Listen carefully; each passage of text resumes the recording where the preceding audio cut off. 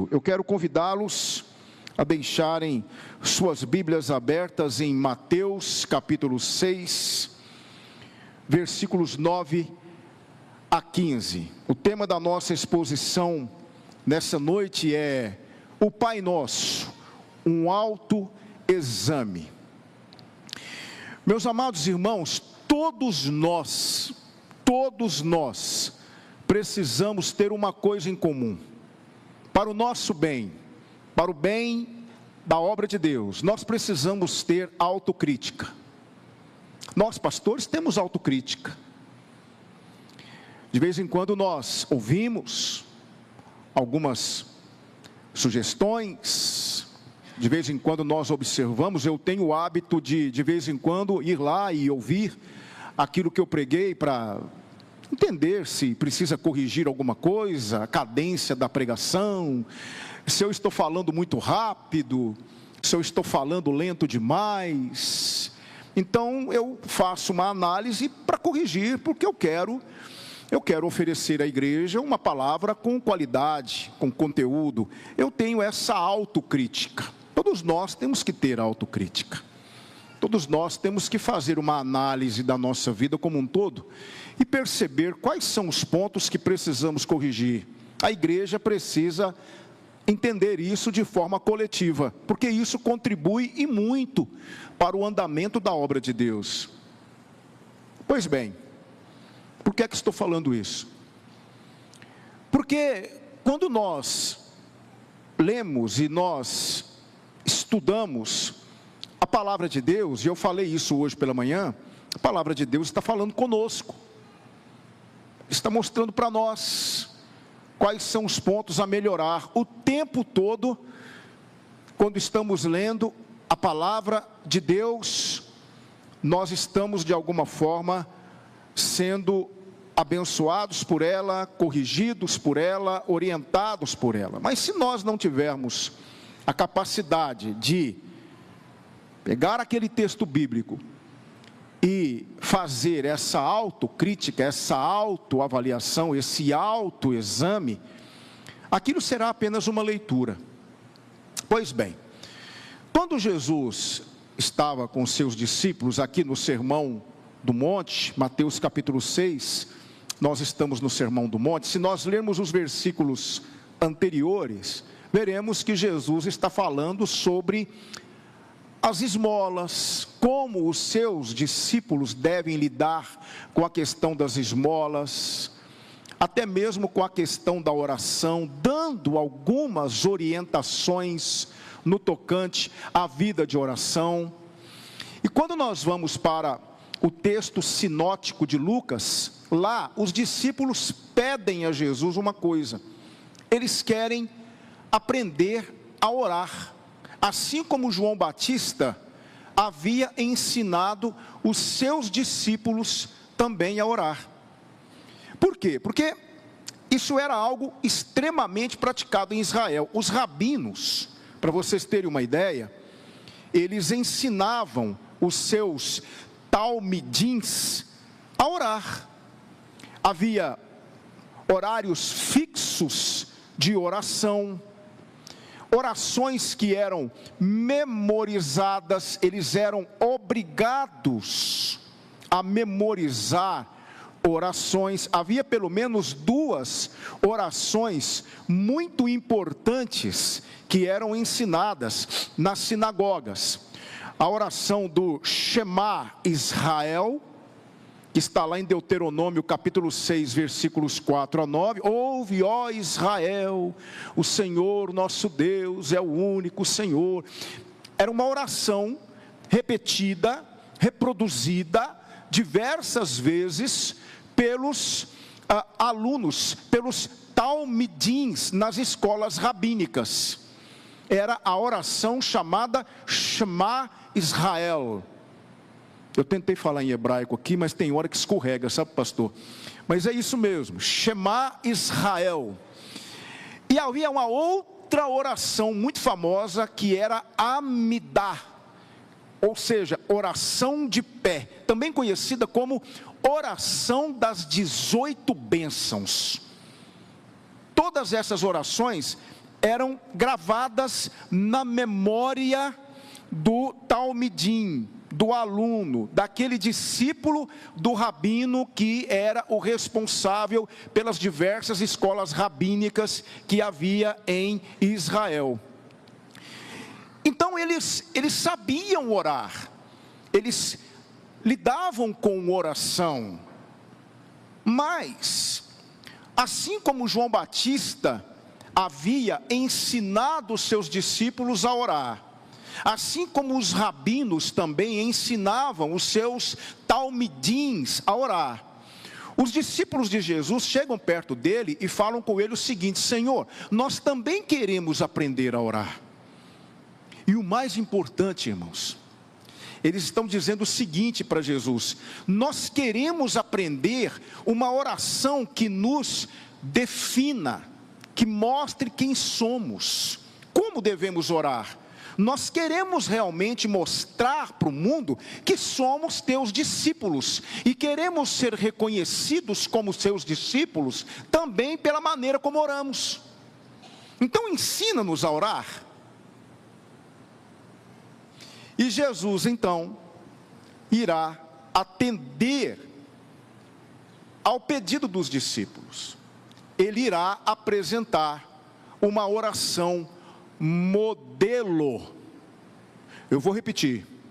Ele irá apresentar uma oração modelo. Vocês querem aprender a orar comigo? Porque Jesus tinha uma vida de oração que realmente impressionava. Ele orava com intimidade. Jesus, ele usava o termo Abba, Pai, que significa paizinho. Ele tinha intimidade com Deus, orava pelas madrugadas afora. Jesus tinha, como homem que era, uma vida intensa de oração. Os discípulos queriam imitar o seu mestre, então eles queriam aprender a orar. Jesus diz: eu vou dar uma oração modelo para vocês. Vocês vão orar desse jeito. Quando vocês forem orar, já que vocês querem ser identificados comigo, também pela forma como vocês oram, eu vou ensinar para vocês como orar. E aqui eu quero apenas reforçar aquilo que nós já sabemos. A oração do Pai Nosso não é uma oração para ser repetida pelos discípulos. Não é isso o que eles queriam. Eles não queriam mais uma oração para ser repetida, como eram as orações nas escolas rabínicas. Eles queriam algo diferente. Tanto é que, se você vasculhar o Novo Testamento, e se você for observar todos os momentos em que Jesus orou depois de Mateus capítulo 6, e todos os momentos onde a igreja esteve em oração, onde os discípulos estiveram em oração, você não encontrará a oração do Pai Nosso sendo reproduzida novamente. Ela não é uma oração para ser repetida pela igreja. Ela é um modelo para aqueles que querem ser identificados com Jesus. Por quê, pastor? Porque a oração do Pai Nosso, na verdade, ela nos apresenta um estilo de vida. Daí a importância do autoexame. Porque quando eu leio e eu vou, de alguma forma, fragmentar a oração do Pai Nosso, essas 10 frases que compõem a oração do Pai Nosso, eu percebo que aqui há uma intensa fórmula, uma fórmula muito completa de como deve viver o discípulo de Jesus. Você quer saber como ser um discípulo amado de Jesus? Olhe para a oração do Pai Nosso, fazendo um autoexame. Irmãos, eu apresentei na minha antiga igreja uma série de exposições sobre a oração do Pai Nosso. Foram 10 domingos, falando cada domingo de uma parte da oração do Pai Nosso. E eu quero que os irmãos saibam uma coisa: dá para se escrever um livro em cada parte dessa oração, de tão completa que ela é. Então, pastor, como é que deve viver o Filho de Deus? Como é que o discípulo de Jesus deve viver nesse mundo? É só você conseguir reproduzir na sua vida, de forma realmente praticar no seu dia a dia, todas as partes dessa oração. Então eu quero convidá-los agora a fazermos um autoexame da nossa vida, à luz da oração do Pai Nosso. Com muita humildade, eu quero convidar a igreja agora a começar a entender alguns princípios que estão presentes nessa oração, e se nós estamos de fato vivendo o que essa oração ensina. Repito, os discípulos queriam uma oração que os identificasse com Cristo. Isso não mudou. Isso não mudou. Ela não é para ser repetida. Ela não é um amuleto. Até porque, alguns versículos antes de apresentar essa oração modelo, Jesus falou justamente sobre isso. E orando, não useis de vãs repetições, como fazem os gentios, porque pensam que pelo muito falar serão ouvidos. Então, essas reproduções mecânicas e automáticas de orações já acontecia no Israel dos tempos de Jesus. E ela tem acontecido hoje até mesmo no seio da cristandade, porque existem pessoas, e aqui nós queremos respeitar a todos, que acreditam mesmo que quanto mais eu reproduzo orações prontas, mais Deus me ouve, e isso não é verdade. Então eu quero fazer aqui algumas considerações, e quando eu falo quero fazer algumas considerações, eu sou o primeiro a me incluir nessa questão do autoexame, porque eu olho para essa oração e eu me pergunto o tempo todo: eu realmente posso, nas minhas orações diárias e em todos os momentos, eu posso colocar esses elementos na minha oração? Eu estou conseguindo colocar em prática isso que a oração diz? Vamos adentrar a oração comigo? Eu quero convidar vocês a adentrar essa oração e realizarmos com muita humildade diante de Deus esse autoexame. Primeiro, como é que eu posso chamar Deus de Pai? Porque é assim que a oração começa: Pai. Como é que eu posso chamar Deus de Pai se eu não vivo como filho? Se eu não considero a vontade do meu Pai para a minha vida? Se eu menosprezo todos os seus ensinamentos? Se eu tomo as minhas próprias decisões sem consultá-lo?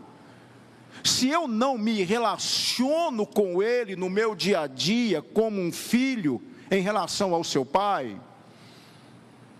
Meu pai tem 78 anos. O senhor Emílio José de Oliveira, que está assistindo o culto agora juntamente com minha mãe. Pensem num camarada gente boa, é o meu pai. Meu pai é uma pessoa que te conquista em 2 minutos, tamanha a sua simplicidade, a sua humildade, o seu jeito de ser. O meu pai tem um jeito de ser que é dele. É impossível ficar perto do meu pai sem você dar... O Rogério foi lá em casa. Pastor Rogério já visitou os meus pais e ele conheceu o meu pai. É impossível você ficar perto do meu pai sem querer dar um abraço nele. Minha mãe também é gente boa. Mas o meu pai... Eu estou falando de pai, então eu vou falar do meu pai. O meu pai tem essa característica: o meu pai atrai as pessoas. E eu tenho muito orgulho, um orgulho positivo, um orgulho realmente de sentimento, por ser filho desse homem. E eu me relaciono com ele, e eu faço questão de conversar com ele, e eu faço questão de entender o que ele pensa. E eu quero conversar, e eu quero ouvi-lo, e ele quer me ouvir, e a gente se relaciona muito bem. Eu sou filho do senhor Emílio José de Oliveira, e ele é o meu pai, e nós dois nos damos muito bem, muito bem. Sabe, eu fico imaginando que cada um de vocês aí com seus pais, é mais ou menos isso mesmo. Todos nós temos alegria de estarmos juntos dos nossos pais. E quantas vezes os nossos pais, mesmo depois de já ter atingido a maioridade, eles tiveram influência em decisões que tomamos. Então, como é que eu vou chamar Deus de pai, se esse pai não influencia em nada a minha vida? Se eu sou totalmente independente, faço o que eu quero, quando eu quero, da maneira como eu quero, e a vontade dele, ou aquilo que ele pensa, ou aquilo que ele me diz, ou aquilo que ele me ensina, não tem importância. Então eu fico pensando nisso, será que para chamar Deus de pai, e para ir um pouco mais além, e até aprendendo com o meu mestre, chamá-lo de paizinho, como muitas vezes fazemos, será que eu realmente tenho me comportado como um filho diante desse pai? Olha o autoexame. Mas não é só isso. A oração diz: Pai nosso. Como é que eu vou chamar de nosso, se eu desprezo, como muitos hoje, a coletividade, o corpo, o plural, querem viver à parte do povo de Deus? Existem muitas pessoas com as quais conversamos, que afirmam, categoricamente, eu não preciso da igreja, eu não preciso de pastor, eu tenho a minha vida com Deus e isso me basta. Não preciso ir em cultos, não preciso ter vida na igreja. Igreja é ser, igreja não é ir, igreja é ir, igreja não é ser e ir, não é lugar onde você simplesmente frequenta. Eu posso ser igreja quando eu vou atender às necessidades de alguém. Eu sou a igreja. Não, essas pessoas estão equivocadas. Elas não são a igreja, elas são parte da igreja, porque igreja é povo, igreja é conjunto, igreja é muitos, igreja é estar perto de alguém que tem o mesmo Salvador e o mesmo sentimento que eu. Mas existe um grupo hoje crescente, não só no Brasil, mas em várias partes do mundo, que despreza a coletividade. O nosso não tem sentido para eles. Então eu não posso dizer nosso se eu te desprezo, se eu desprezo a igreja, se eu não preciso da igreja. Mas como é que eu posso dizer Pai nosso que estás nos céus, se na verdade eu dirijo as minhas orações para objetos, para seres inanimados, para fotografias? Se Deus está no céu, por que que os meus olhares e o meu coração não está lá? Está voltado para esse mundo, para a criatura, como tantas pessoas fazem. Por que é que tantas pessoas que se atrevem a dizer Pai nosso que estás nos céus, realmente elas não conseguem na sua vida diária entender que existe um que é verdadeiramente o objeto para o qual as minhas orações devem ser dirigidas? E aí eu passo a olhar para símbolos, eu passo a olhar para pessoas, eu passo a olhar para seres inanimados, e minhas orações começam a ser dirigidas para esses seres inanimados. Então, observem os irmãos que na medida em que nós vamos avaliando nossa vida, nós precisamos olhar se estamos realmente aptos a pronunciar essas palavras que a oração do Pai Nosso nos apresenta. Ele realmente é meu Pai? Eu tenho vivido como filho? Ele realmente é nosso? Eu posso dizer isso? porque eu me relaciono com os meus irmãos na fé. Eu me lembro de uma jovem lá em Pará de Minas que me deu muito trabalho nessa questão, porque ela não só dizia que não precisava da igreja, da coletividade, como ela trabalhava arduamente para convencer outros na igreja a abandonar a igreja. Ela fazia todo um marketing para tirar as pessoas de cabeça e afastá-las da igreja. Como eu tive problemas com essa pessoa. E há muitos que pensam assim hoje. As redes sociais, o YouTube e tantos outros canais estão repletos de pessoas que ficam horas na frente das câmeras, gravando vídeos, tentando convencer você, tentando convencer a mim, de que essa questão de igreja não passa de uma invenção humana, de que na verdade nós podemos ter um relacionamento com Deus, sem a necessidade de me relacionar com o meu próximo. Também há muitos que ensinam muitas pessoas dentro do engano a dirigirem suas orações a muitas coisas, a muitas pessoas, há muitos objetivos, e não ao único para quem nossas orações devem ser dirigidas. Agora preste atenção, como é que eu posso dizer, santificado seja o vosso nome, se eu envergonho esse nome em todos os momentos? É interessante uma coisa, quando Moisés estava no Monte Sinai, lá diante da sarça, o Senhor disse assim para Moisés: vai lá no Egito e tira o meu povo de lá. Bom, Moisés havia crescido no Egito, ele viveu 40 anos no Egito, e ele conhecia todas as divindades egípcias. Lá no Egito tudo era Deus, o rio Nilo era um Deus, os répteis eram um Deus, o sol era a maior divindade egípcia, Ra, o sol era um Deus, Faraó era um Deus, as plantações eram dádivas dos deuses, os animais, principalmente o gado, era tratado como um deus, todos eram tratados como Deus no Egito.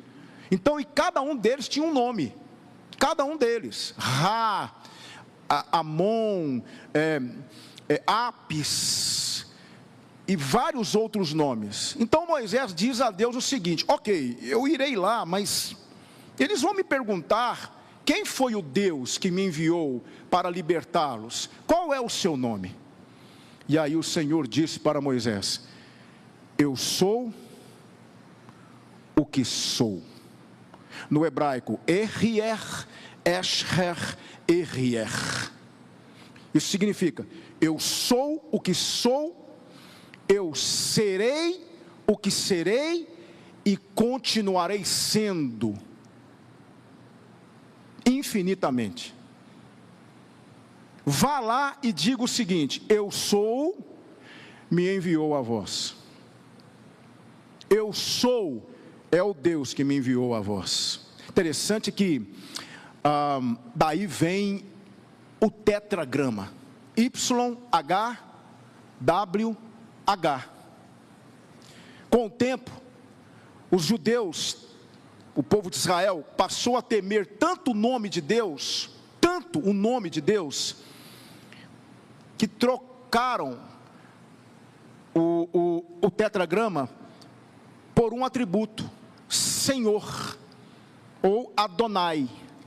Então ele passou a ser chamado de Adonai, que significa Senhor, ou Hashem, o nome, mas nunca pronunciavam o tetragrama. Nunca pronunciavam. E quando o escriba ia escrever o nome de Deus nas cópias, nos manuscritos, eles trocavam de pena, pegavam uma pena com tinta dourada, escreviam o tetragrama e faziam reverência. Tamanho respeito que os judeus têm pelo nome de Deus. Irmãos, isso me fez pensar, o nome de Deus está sobre nós, porque quando Deus disse para Moisés o seguinte, ele disse: eu sou o que sou, Asher, Erier, Asher.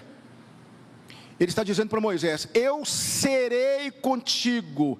Novamente ali no hebraico tem asher, eu serei, eu sou o que sou e eu serei contigo.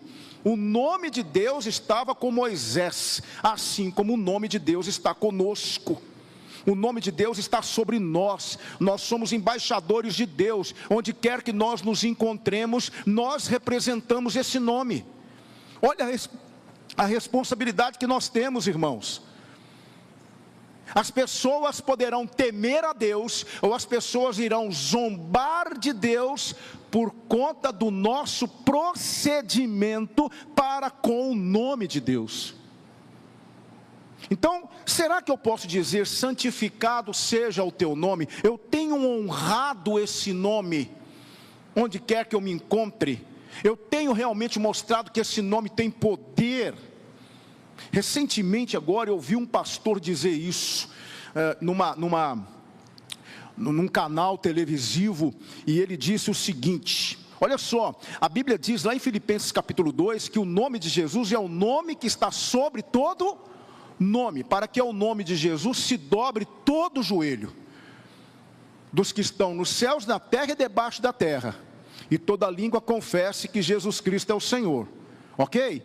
É o nome que está sobre todo o nome. Eu vi um pastor numa rede televisiva dizer o seguinte, que ele estava expulsando um demônio de uma pessoa, e ele disse o seguinte: naquele momento eu usei o nome de Jesus, mas não adiantou, o demônio não saiu. Então eu me revoltei e eu disse: vai embora, e usei a minha autoridade, e o demônio foi embora. É coisas assim que envergonham o nome de Deus. É por conta disso que as pessoas zombam do nome de Deus, menosprezam o nome de Deus. Mahatma Gandhi, o grande líder hindu, disse uma coisa fantástica, e ao mesmo tempo para nos levar à reflexão. Ele disse: Jesus Cristo foi um personagem extraordinário, o problema é o seu fã-clube.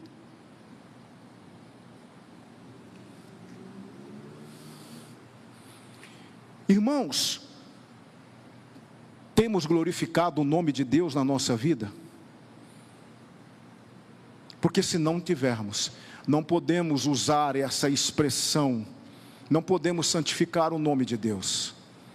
Pai nosso que estás nos céus, eu oro a Ele, eu coloco todas as minhas questões nele.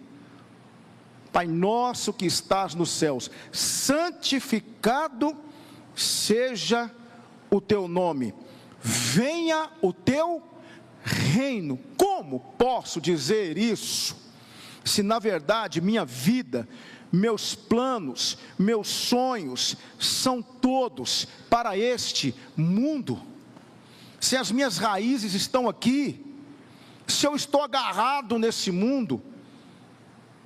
Certa vez um pastor estava na igreja, e ele estava pregando sobre a volta de Jesus, e ele disse: quantos querem que Jesus volte? Digam amém.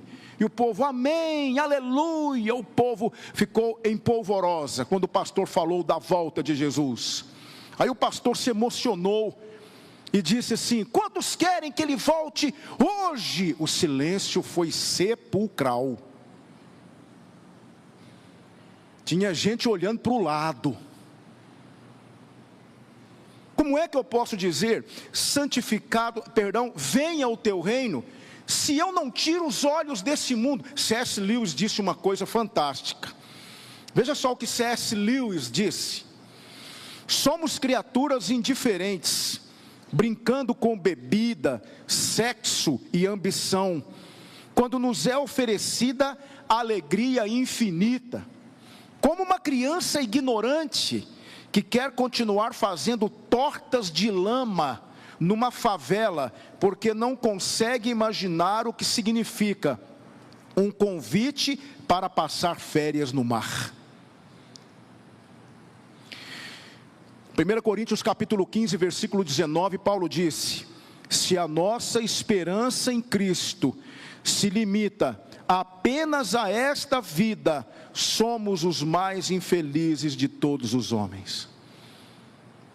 Não é errado você fazer planos, não é errado você ter, não é errado você trabalhar por aquilo que você quer.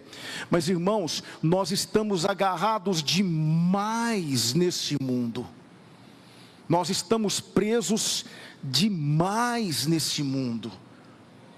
Então, se isso é a nossa realidade, fica difícil pedirmos para que o reino de Deus venha, porque a vinda do reino de Deus precisa me encontrar desapegado desse mundo. Mas a oração continua, veja só, ela vai nos colocando contra a parede. Quanto mais vamos nos autoexaminando, mais vamos sendo colocados contra a parede. Faça-se a sua vontade, assim na terra como no céu. Jesus podia dizer isso? Podia. No Getsemane, num momento crucial, ele diz: meu Pai, se possível, afasta de mim esse cálice, contudo não seja feito o que eu quero, mas o que tu queres. Meus amados irmãos, será mesmo que nós queremos que a vontade do Senhor seja feita, assim na terra como no céu? Mesmo sabendo que a vontade do Senhor nem sempre será a minha. Como dizer isso em uma oração, se eu vivo me entristecendo com Deus, porque Ele não me ouviu ou não fez o que eu queria? Aí nós vamos tomar conhecimento das pessoas que ficaram frustradas com Deus, com raiva de Deus, decepcionadas com Deus. Por quê? Porque na verdade, o que essas pessoas queriam era que Deus fizesse a vontade delas e não o contrário. Certa vez eu tive a infelicidade de participar de um encontro de famílias. Eu fui convidado para participar de um encontro de famílias, e havia uma pessoa dando uma palestra, membro de uma igreja, e ali nós estávamos reunidos. Essa pessoa começou a apresentar a sua palavra, e lá pelas tantas, ela soltou o Miller, a seguinte pérola. E eu estava lá e ouvi. Não queria ter ouvido, mas eu ouvi. Ela disse: precisamos estar prontos para perdoar Deus.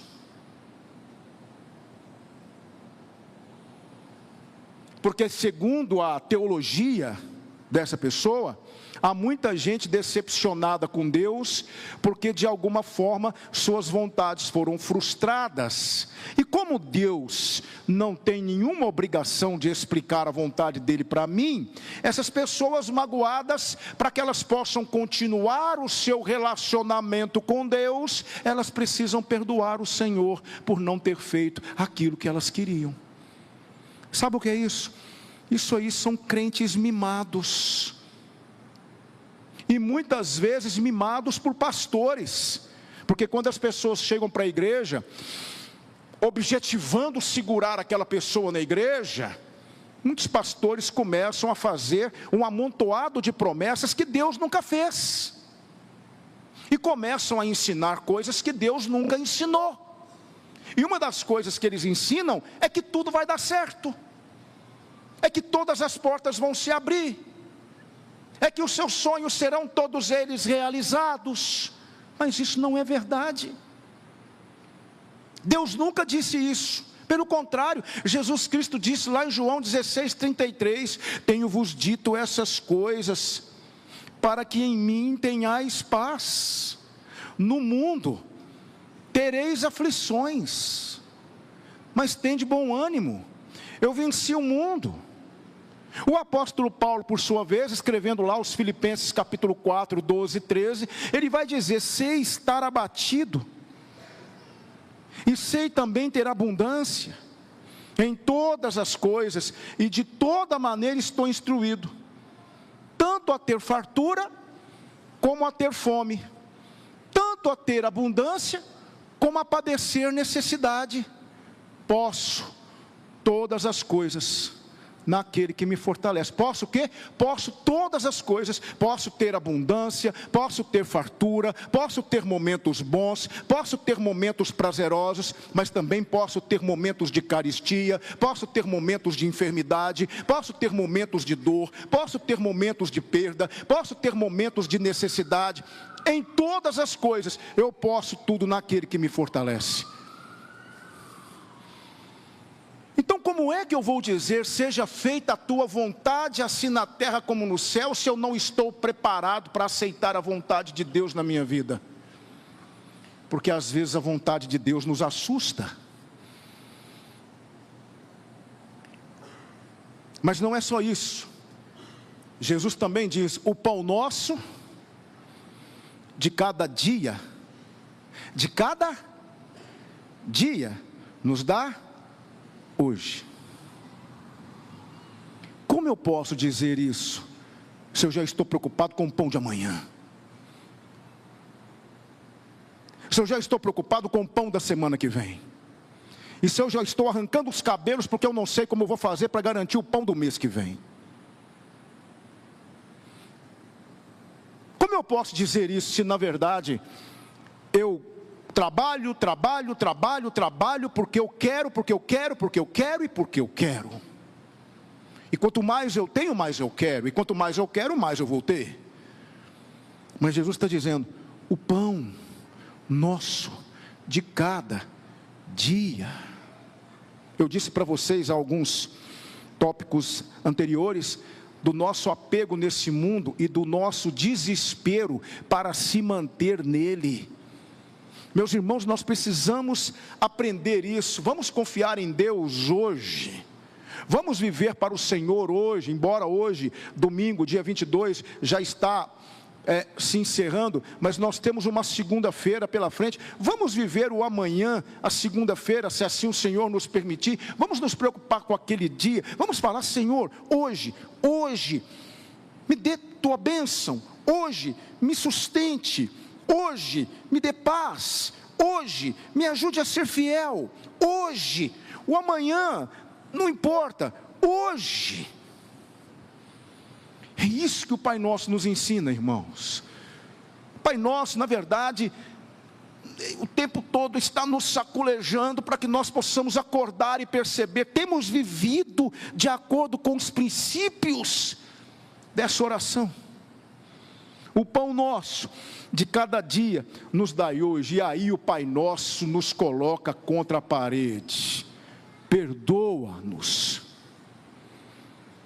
as nossas dívidas, assim como temos perdoado os nossos devedores. Irmãos, analisemos nossa vida. Que perdão é esse que não reaproxima, que não muda a configuração relacional, que nos mantém os mesmos? Que perdão é esse que mantém o coração fechado? Que perdão é esse que nos mantém distantes um do outro? Como assim? Eu perdoei, mas na verdade eu não quero conversa, eu não quero nenhum tipo de relacionamento, ele lá e eu aqui. Ah, meus irmãos, isso nunca foi perdão.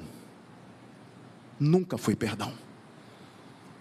Pastor, mas eu fui tão decepcionado. Irmãos amados, se tem um povo nessa terra que decepciona o Senhor, que decepciona a obra de Deus, esse povo somos nós.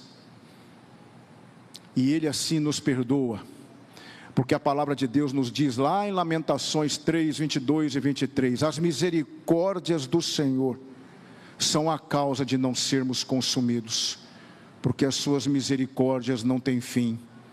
Novas são a cada manhã, grande é a sua fidelidade. A misericórdia do Senhor esteve sobre você durante todo o dia. Daqui a pouco você vai deitar para dormir, você vai dormir a sua noite de sono, o Senhor cuidará de você, amanhã cedo ela terá se renovado, e você estará usufruindo mais uma vez das misericórdias do Senhor. Se tem alguém que nos perdoa em todos os momentos, esse alguém é o Senhor. Para quê? Para que eu possa imitá-lo e aprender a perdoar também. Tem alguém que você ainda não perdoou por alguma coisa? Tem alguém com quem você não se relaciona há muito tempo, porque essa pessoa te decepcionou, ela te machucou, ela deixou feridas no seu coração, e por conta disso, você não quer saber de conversa? Se você não está disposto a perdoar essa pessoa com o perdão de Deus, você não pode colocar esses elementos na sua oração. Você precisa perdoar, porque nós fomos perdoados. E ele diz: perdoa as nossas dívidas, assim como nós perdoamos aos nossos devedores. Ou seja, automaticamente eu já assumo a responsabilidade de perdoar, se Ele me perdoar. Meus amados irmãos, está diante de vocês um homem que não merecia o perdão de Deus, não merecia a graça de Deus, não merecia a misericórdia de Deus. Eu não merecia, e sei que você vai concordar comigo, porque nenhum de nós merece, mas Ele nos perdoou. Mas a oração continua: e não nos deixes cair em tentação, mas livra-nos do mal. Como orar pedindo a Deus que nos livre da tentação e do mal, se vivemos correndo para Ele? Como orar para que Deus me livre da tentação, para que Deus me livre do mal, se o meu celular está cheio de fotografias de mulheres seminuas? Se eu tenho visto ultimamente aquilo que eu não devo ver, como orar pedindo ao Senhor que me livre da tentação, se eu estou o tempo todo na iminência da tentação? Irmãos amados, nunca foi tão difícil viver em santidade como nos dias atuais. Se tem um desafio para nós cristãos hoje, é a santidade. Mas o Senhor diz: sede santos, porque eu sou santo. O seu celular é santo? O seu guarda-roupa é santo?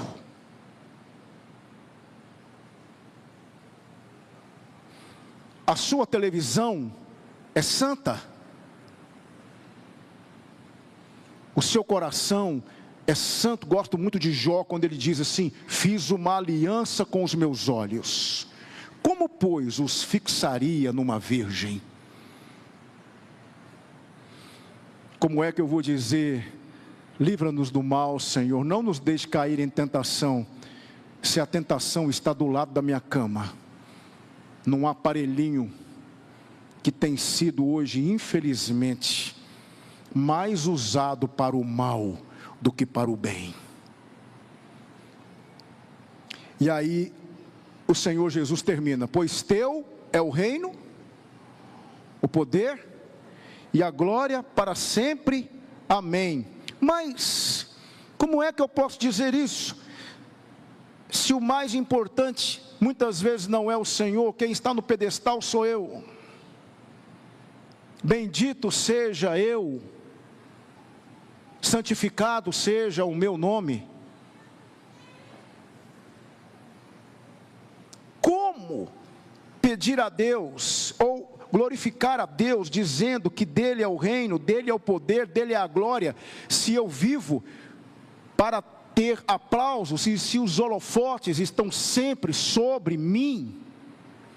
Se eu sou o protagonista da minha existência, e se eu quero que as pessoas olhem para mim e me tratem como aquilo que eu sou, porque eu não sou pequeno, eu sou grande.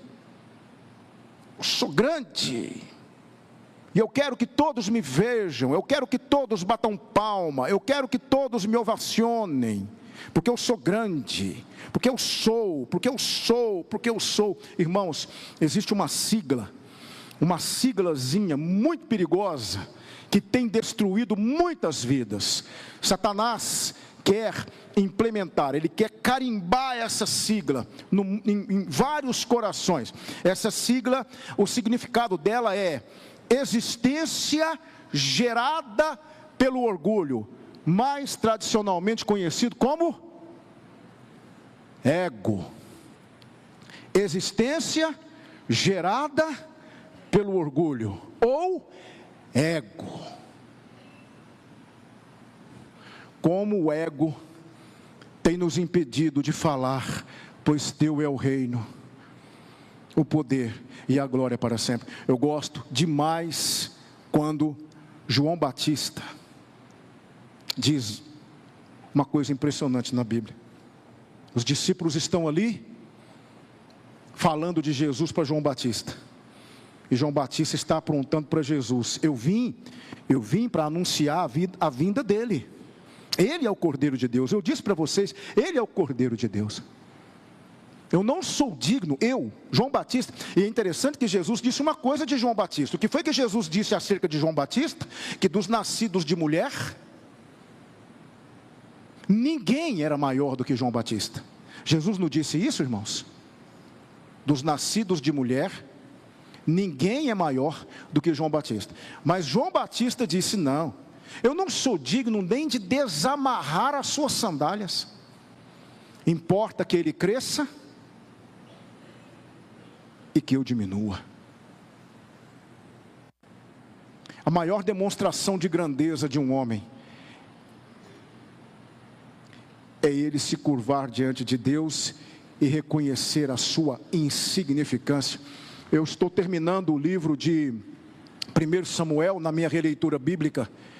E quando Saul começou a perseguir Davi, houve um momento em que Davi disse assim para Saul: quem é que o rei de Israel está perseguindo? Eu sou um cão morto, meu rei, eu sou uma pulga. Davi disse isso. Aí você entende por que Davi era um homem segundo o coração de Deus. Eu sou um cão morto, eu sou uma pulga, meu Senhor. Por que é que o Senhor está vindo atrás de mim? Tanta coisa mais importante para o Senhor fazer. O Senhor está perseguindo uma pulga. C.S. Lewis disse uma coisa que eu termino, não está ali. Deus quer te exaltar, ajoelhe-se. Jesus disse que aqueles que se humilham serão exaltados, mas os que se exaltam serão humilhados. Provérbios 15 diz, perdão, não é Provérbios 15, me fugiu o endereço, mas Provérbios diz: a soberba precede a ruína, e a altivez de espírito precede a queda. Então, antes de dizer, pois teu é o reino, o poder e a glória para sempre, amém, veja se realmente você não está tentando se colocar no lugar de Deus. R.C. Sproul disse o seguinte: o homem moderno não quer um Deus soberano, ele quer um Deus útil. Irmãos, peguemos nossos espelhos. Imagine agora você com um espelho do seu lado. Pegue esse espelho, olhe para ele e diga assim para o seu espelho. Quando você chegar em casa, vá lá no espelho, no seu banheiro, no seu guarda-roupa, encare-se a si mesmo e diga assim para o espelho: espelho, espelho meu, existe alguém mais culpado do que eu?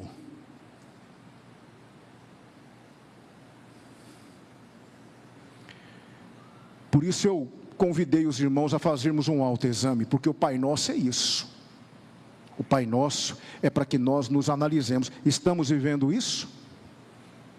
Posso dizer: Pai Nosso, que estás nos céus, olhando para cima, não para os homens, não para retratos, não para imagens de escultura, não para pessoas que morreram? Posso dizer isso?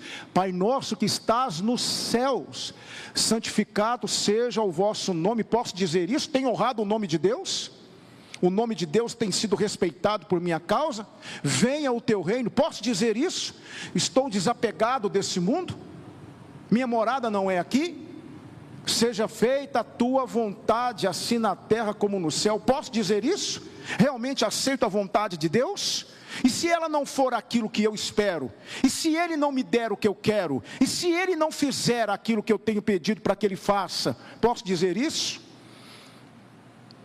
O pão nosso de cada dia nos dai hoje. Você realmente pode dizer isso? Você está contente, satisfeito com o pão nosso de cada dia? Perdoa as nossas dívidas, assim como nós temos perdoado. Você perdoou aquele irmão que pecou contra você? Você já procurou aquele irmão para pedir perdão e para estabelecer um novo relacionamento? E se você for procurado, você vai perdoar?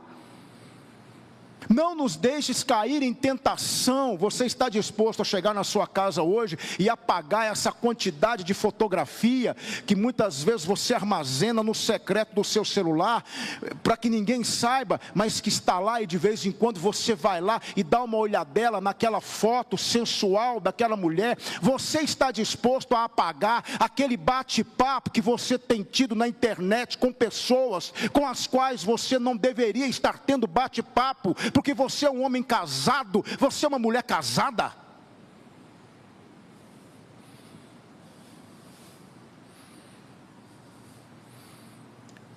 É para fazermos um autoexame. Não nos deixes cair em tentação. Você está disposto a rever os canais que você anda assistindo na sua televisão? Você está disposto a fazer uma aliança com os seus olhos, meu irmão, e parar de olhar aquelas mulheres que passam perto de você provocativas, como muitos fazem?